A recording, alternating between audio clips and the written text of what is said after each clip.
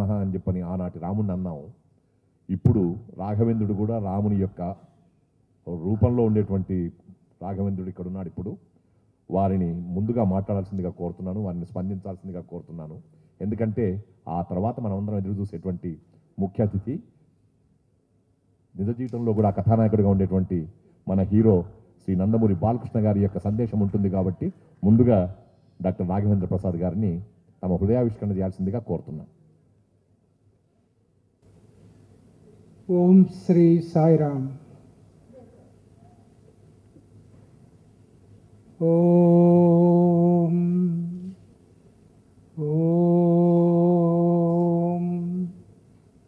ఓం ఓం సహనావవతు సహనౌ భునత్తు సహ వీర్యం కరవావహై తేజస్వినావధీతమస్తు మా విద్విషావహై.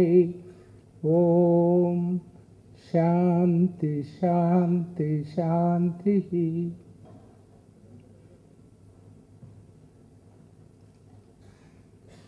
మన ఆధ్యాత్మిక గ్రంథాలైన ప్రతి ఉపనిషత్తు మనకి 11 ముఖ్య ఉపనిషత్తులు ఉన్నాయి. 108 ఉపనిషత్తుల్లో 11ని ముఖ్య ఉపనిషత్తులని రికగ్నైజ్ చేశారు. ప్రతి ఉపనిషత్తు శాంతి మంత్రంతో బిగిన్ అవుతుంది. ఈ సహనావవతు అనే శాంతి మంత్రం 4 ఉపనిషత్తుల్లో కనపడుతుంది. తెలుగులో మారిస్తే దీన్ని కలసిమెలసి తిరుగుదాం, కలిసిమెలిసి పెరుగుదాం, కలిసిమెలిసి పెంచిన మంచిని నలుగురికి పంచుదాం, కలిసిమెలిసి కలత లేక జీవించుదాం.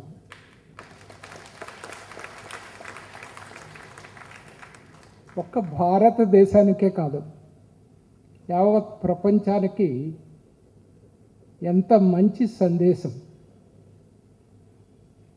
లోకా సమస్త సుఖినో భవంతు. అమెరికా వాళ్ళు అమెరికాయే సుఖంగా ఉండాలని కోరుకుంటారు. రష్యా వాళ్ళు రష్యాలో ఉన్న వాళ్ళు సుఖంగా ఉండాలని కోరుకుంటారు. ఏ దేశం వాళ్ళు వాళ్ళ దేశం సుఖంగా ఉండాలని కోరుకుంటారు. ఒక్క భారతావని మాత్రమే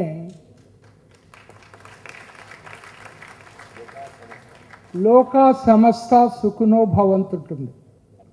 ఒక్క ఈ లోకమే కాదండి, 14 లోకాలు, 6 పై లోకాలు, 7 కింద లోకాలు అన్నీ సుఖంగా ఉండాలని కోరుకుంటాయి. అన్ని జీవరాశులు సుఖంగా ఉండాలని కోరుకుంటాయి. వసుధైక కుటుంబం అని సందేశం ఇచ్చింది ఒక్క భారతావని మాత్రమే. ప్రపంచంలో అన్ని మతాలు ఒక్కో రైలు పెట్టయితే భారతదేశం హైందవ ధర్మం దాని ఇంజన్. ప్రపంచంలో ఉన్న అన్ని మతాలు ఈ దేహంలో ఉన్న అన్ని విడివిడి అవయవాలు అయితే, కొన్ని చేతులు, కొన్ని కాళ్ళు, కొన్ని కళ్ళు, కొన్ని చెవులు అయితే, భారతదేశం దీనికి మెదడు.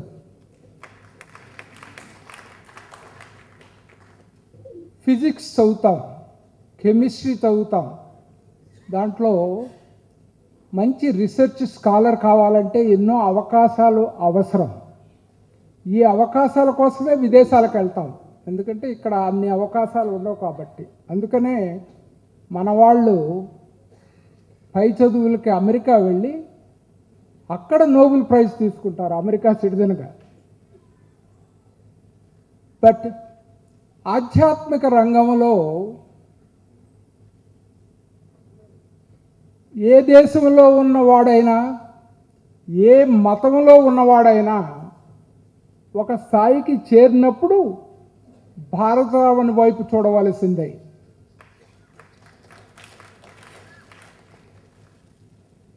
ఆక్స్ఫర్డ్, స్టాంఫర్డ్, కేంబ్రిడ్జ్, హార్వర్డ్ ఇటువంటి యూనివర్సిటీలన్నీ మనకి చాలా గొప్ప యూనివర్సిటీస్. ఎందుకంటే అవుటర్ సైన్సెస్లో భౌతిక సైన్సెస్లో చాలా గొప్ప యూనివర్సిటీస్ ఎంతో రీసెర్చ్ చేస్తుంది. ఒక్కొక్క యూనివర్సిటీ కొన్ని వేల మిలియన్ల రీసెర్చ్ వర్క్ జరుగుతుంది. ఇటువంటిది ప్రపంచాన్ని కదిలించే యూనివర్సిటీస్ ఇటువంటి. అదే ఆధ్యాత్మిక రంగంలో ఒక్కొక్క ఋషి, ఒక్కొక్క గురువు, ఒక్కొక్క యూనివర్సిటీ.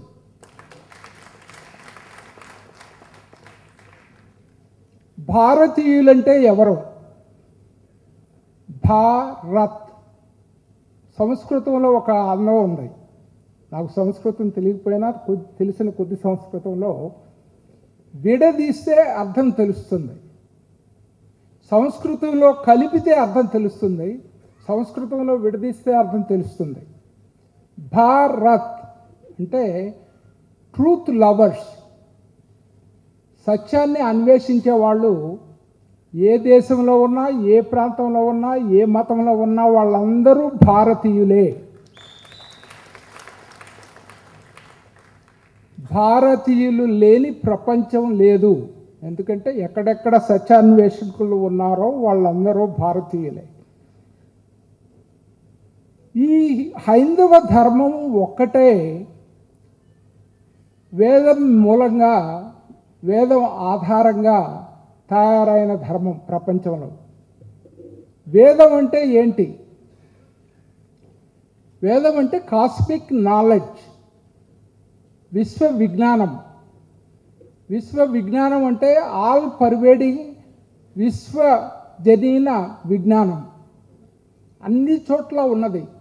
ఈరోజు ఇక్కడ నుంచొని ఉంటే అన్ని టీవీ ప్రసారాలన్నీ ఈ ఎయిర్లో ఉన్నాయి, రేడియో ప్రసారాలన్నీ ఈ ఎయిర్లో ఉన్నాయి, వైబ్రేషన్స్. అలాగనే వేదాస్ యొక్క వైబ్రేషన్స్ అన్నీ ఇక్కడ కూడా ఉన్నాయి.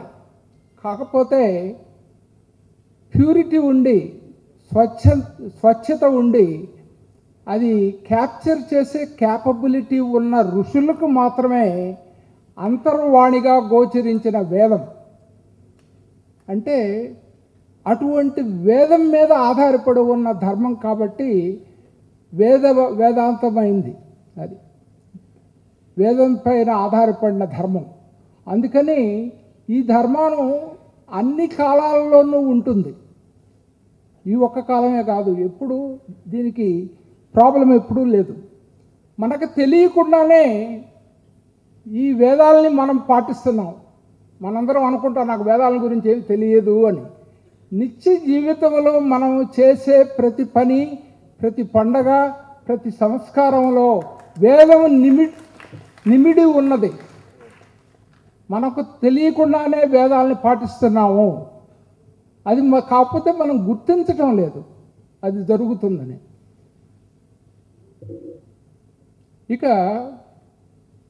ఈ పుస్తకం ఎందుకు రాసాము అనే అంశానికి వస్తే, 4 దశాబ్దాలుగా, 4 పదుల సంవత్సరాలుగా, 40 సంవత్సరాలుగా ఉద్యోగరీత్యా, ఉన్నత విద్యరీత్యా మేమంతా వలస వెళ్ళటం జరిగింది.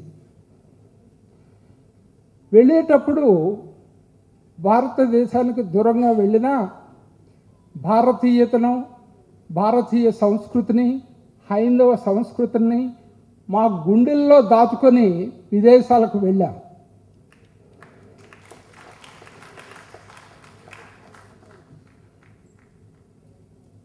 భారతీయ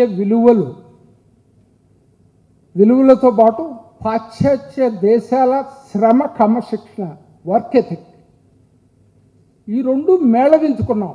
అంటే 2 దేశాల్లో ఉన్న మంచిని కలుపుకున్నాం. కలుపుకుని ఎదిగాం. మా గురించి ఆలోచించకుండా మా 2వ తరం వారి తరాలని గురించి ఆలోచించాం. ఆలోచించి కాకల సుబ్బారావు గారు ఇక్కడే ఉన్నారు. ఆయన Telugu association of North America, షార్ట్గా తానా అంటారు. నేను 5వ అధ్యక్షుడిగా ఉన్నాను. బట్ వారు నాటిన విత్తనమే ఈరోజు ఇంత పెద్దదైపోయింది. నేను కూడా వారి నాటిన విత్తనంలో భాగమే. వారంటే నాకు చాలా గౌరవం. ఇట్లా చాలా సంఘాలని స్థాపించాం. నేను 5th తానా ప్రెసిడెంట్గా ఉన్నప్పుడు హైదరాబాద్ రావటం జరిగింది. ఆ రోజు ఒక సభలో చెప్పాను, ఇప్పుడు ఇక్కడి నుంచి టీచర్స్ని తీసుకెళ్తున్నాం. కూచిపూడి, ఈ డ్యాన్స్ టీచర్స్ని, సింగర్స్ని, మ్యూజికల్ ఇన్స్ట్రుమెంట్స్ని కొనుక్కొని తీసుకెళ్తున్నాం. ఒకరోజు వస్తుంది అమెరికా నుంచి కళా బృందాలని తీసుకొచ్చి ఇండియాలో పెర్ఫామ్ చేయిస్తాము అని. ఈరోజు అది జరుగుతుంది. ఈ సుదీర్ఘ ప్రయాణంలో ఈ 2 తరతరాలకి ఈ సంస్కృతిని అందించాలనే అభిలాషలో కొన్ని పాఠాలను నేర్చుకున్నాం. కొన్ని కష్టాలను కూడా, ఇబ్బందులను కూడా నేర్చుకున్నాం. అవి 4 రకాల ఇబ్బందులు. ఒకటి, పిల్లలకి ఈ విజ్ఞానం అందాలంటే, మన సంస్కృతి అందాలంటే పెద్దల దగ్గర నుంచే వస్తుంది. వాళ్ళు ఏ రకంగా జీవిస్తారో వాళ్ళ నడవడికని బట్టి పిల్లలు నేర్చుకుంటారు. అది మేము నేర్చుకున్న సత్యం. అందుకని పిల్లల్ని సరిగా పెంచాలంటే మన నడవడికి మారాలి. పిల్లల్ని డిసిప్లైన్ చేసే బదులు మనం ఎట్లా నడుస్తున్నామో ఆలోచించాలి. సో పిల్లలకి చెప్పలేకపోవటం, వాళ్ళు అడిగే క్వశ్చన్స్. ఈ రోజుల్లో పిల్లలు ఒక దెబ్బేసి ఇది ఇంతేరా అంటే వినరాళ్ళు. నువ్వు వాళ్ళకి సోదాహరణంగా చెప్పగలగాలి. ఆ చెప్పలేకపోతే నువ్వు వాళ్ళని కంట్రోల్ చేయలేవు. సో చెప్పగలిగే నాలెడ్జ్ పేరెంట్స్కి ఉండాలి.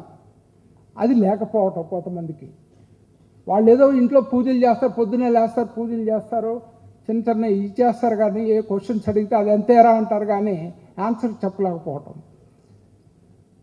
రెండోది, పిల్లలకి అర్థమయ్యేటట్టు చెప్పలేకపోవటం. వాళ్ళకి తెలిసింది బయటికి చెప్పలేకపోవటం. మూడోది, పిల్లలకి అర్థమయ్యే రీతిలో కావాల్సిన గ్రంథాలు లేకపోవటం. మన స్వామీజీలు రాస్తారు.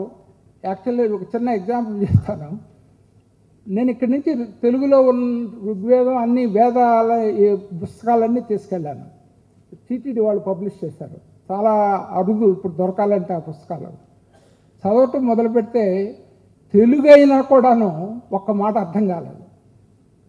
అంటే చాలా గ్రాంధికమైన భాష, వ్యవహారిక శైలి కాదు, అది అర్థం కాదు. 4 లైన్లు చదివి పక్కన పెడతారు. సో అటువంటి అవగాహన అయ్యే రీతిలో పుస్తకాలు లేకపోవటం రెండో ప్రాబ్లం. మూడోది, ప్రతి స్పిరిచువల్ స్టేట్మెంట్కి 3 లెవెల్స్ ఆఫ్ మీనింగ్స్ ఉంటాయి. అది భౌతిక, అది దైవిక, ఆధ్యాత్మిక. సో ఇవన్నీ 3 లేయర్స్ ప్రతిదానికి. ఆ 3వ లెవెల్ అర్థం వాళ్ళకి చెప్పలేకపోవటం. ఎందుకంటే వాళ్ళకి మొట్టమొదటి లెవెల్ చెప్తే వాళ్ళు సాటిస్ఫై కారు. ఎందుకంటే వీళ్ళు very inquisitive brains, the youngsters. So వాళ్ళని ఆ నిగూఢ అర్థాన్ని చెప్పలేకపోవటం, వేదార్థాన్ని చెప్పలేకపోవటం ఒకటి. సో ఈ 4 ప్రాబ్లమ్స్ మాకున్నాయి. ఇది మనసులో పెట్టుకొని, ఈ అవసరాలను దృష్టిలో పెట్టుకొని ఈ గ్రంథాన్ని రాయాలని చెప్పి అనుకోవటం జరిగింది. అదే కాకుండా గత 3 సంవత్సరాల్లో ఈ దేహం కొన్ని ఇబ్బందులకి, ఆటుపోట్లకి గురి అయింది. సో అది కొంచెం అనిశ్చిత పరిస్థితి ఏర్పడింది. ఈ దేహం ఎంతకాలం ఉంటుందో, ఏ రకంగా ఉంటుందో, ఈ బ్రెయిన్ సరిగా పనిచేస్తుందో లేదో, రాయగలనో లేదో అనే అనిశ్చిత పరిస్థితి ఏర్పడి, ఎంత తొందరగా బుర్రలో ఉన్నది బయట పెట్టి రాస్తే మంచిది అని చెప్పి రాయటానికి కూర్చొని ఇది 1 నెల రోజుల్లో రాయటం జరిగింది. సో 2013లో నెక్స్ట్ తానా కాన్ఫరెన్స్ ప్రత్యేక సంచికలో ఒక చిన్న వ్యాసం రాద్దామని మొదలుపెట్టింది. పెరిగి ఈనాటి ఈ గ్రంథం అయింది.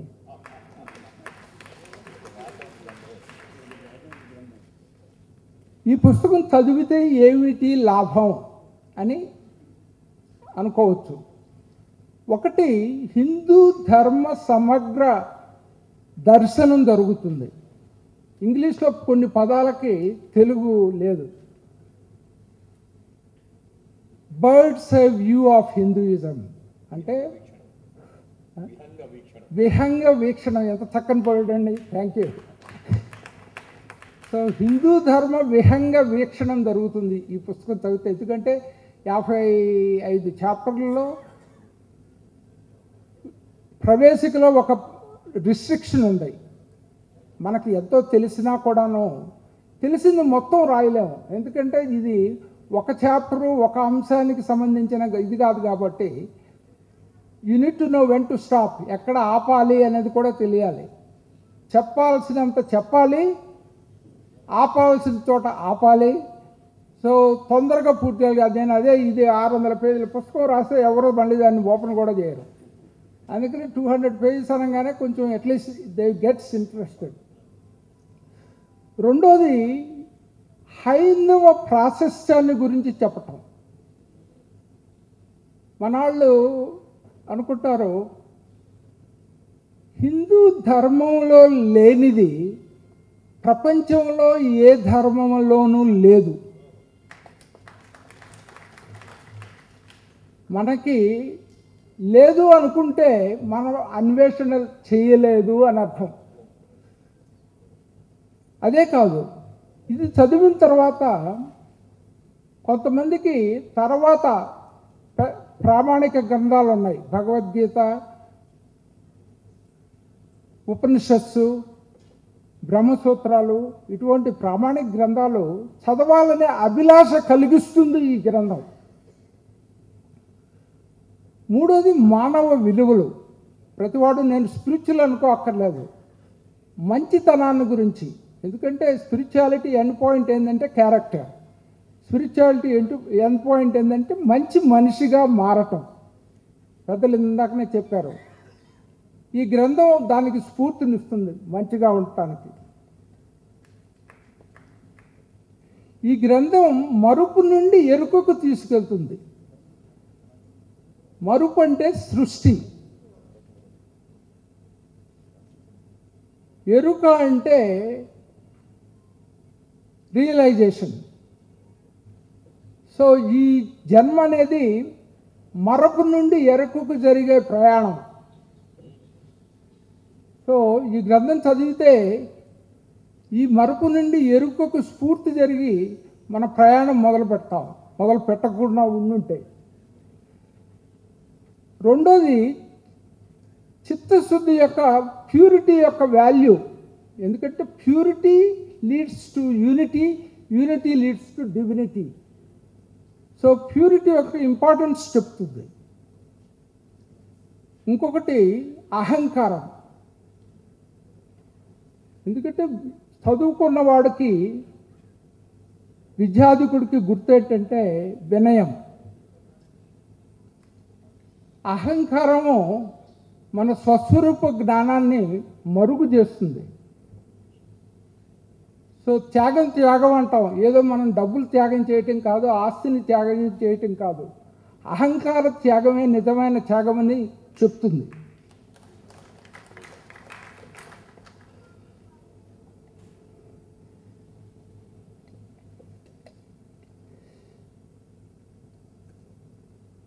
Any worthwhile action, any worthwhile project, ఏదైనా మంచి పని చేద్దామంటే ఆ మంచి పని ఒక్కరి వల్ల కాదు, చాలామంది సహకారం ఆ పనికి అవసరం.